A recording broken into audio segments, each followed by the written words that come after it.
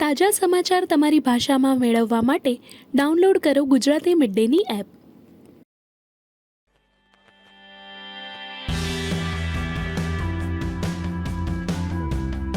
અને હવે બનાસ અને નર્મદા બંને ટીમોની ટોસ થશે અને ત્યાર પછી 12 ઓવરની મેચ રમાશે.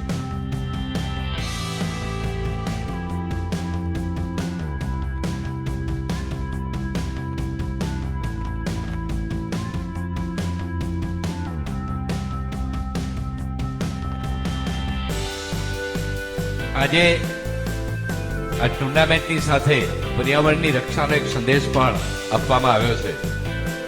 સ્વર્ણિમ ગુજરાત MLA ક્રિકેટ લીગ 20માં જે એજન્સી આ કાર્ય સંભાળી રહી છે અને એક નિર્ણય કર્યો છે કે આ ટુર્નામેન્ટ દરમિયાન જેટલા ચોક્કા અને છક્કા વાગશે એટલા જ વૃક્ષોનું રોપણ કરવામાં આવશે, એટલા જ વૃક્ષારોપણ કરવામાં આવશે.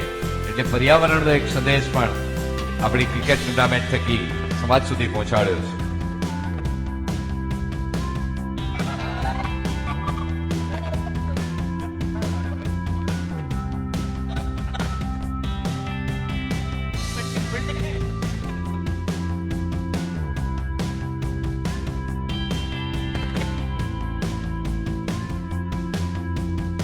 Hello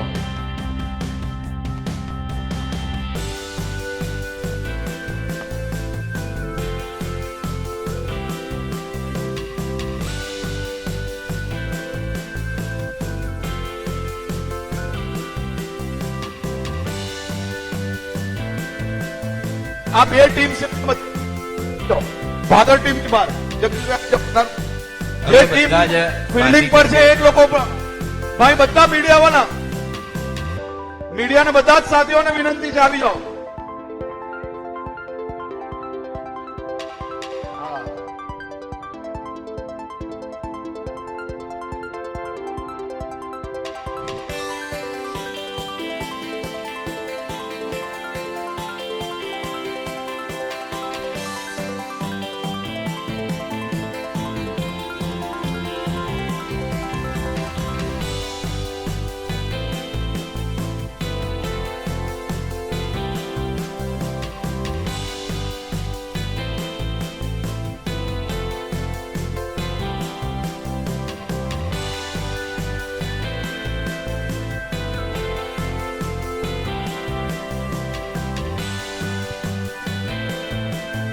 hello